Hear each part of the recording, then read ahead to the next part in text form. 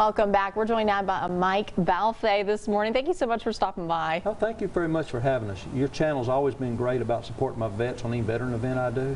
And we have a great event this year for you. It'll be next Saturday. Usually we do it in May, but the storms came through last May and we had to shut it down because I have World War II planes and helicopters coming in.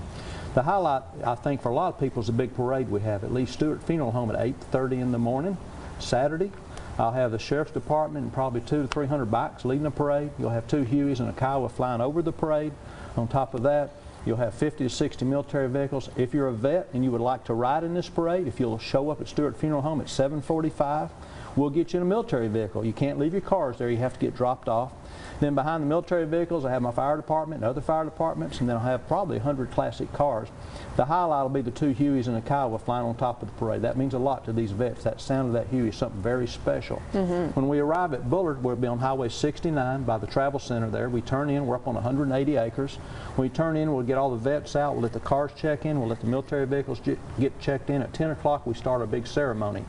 First part of the ceremony is always we have a presentation of the flag, and then we'll do the prayer, and we'll do the Star Spangled Banner as we bring out an 80-foot American flag brought in by the Navy. While that's out, I have 5 World War II planes flying in. It'll be T-6s, P-51s. If you like military vehicles, I'll have Sherman tanks, I have weapons carriers, we have half-tracks, I have 105 Howitzers, I have 106 recoilless rifles. After lunch, we'll shoot all this stuff off. I'll present 10 vets to the public, 3 World War II, 3 Korean, 3 Vietnam.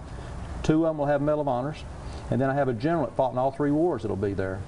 After I present them, at 11 o'clock we start serving lunch. It's free to the public. This does not cost the public a dime. We feed them good food. We have a lot of good support in East Texas. Then Mouse and the Traps, a rock and roll band will play. It is a car show and a military show. We give 5 big trophies like this tall to the winners in each of the different classes.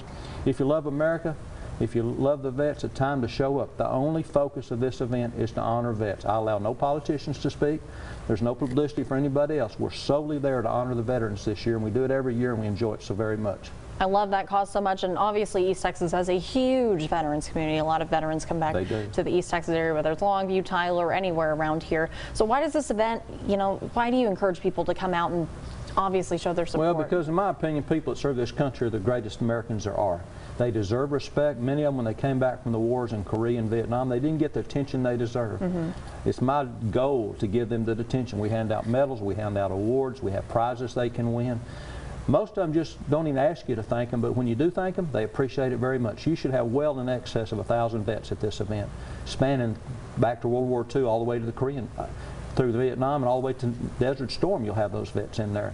It's a privilege to get to work with them. I get to work with vets almost every day to some degree, but to get to have this big event once a year, we have 6,000 to 7,000 people come in and we honor them together. Plus you see their eyes light up when the old-timey planes come in and the Hueys come in and we shoot off the stuff that they worked with in the war. There's a lot of issues with a lot of vets, and they need to be brought out in the open and let the vets be honored as they should, and let them be proud of what they've done, and make sure Americans make them proud of what they've done, make them feel that way. Yeah, my grandpa actually served in Korea and Vietnam. I'll tell him to come on, make the drive, and check it out. Come look me up. I'll get him some attention. All right. Thank you so much for stopping by today, You're more Mike. than welcome. I'm mighty proud to have y'all associated with us each year. You're such a great support for us. Absolutely. We try to be.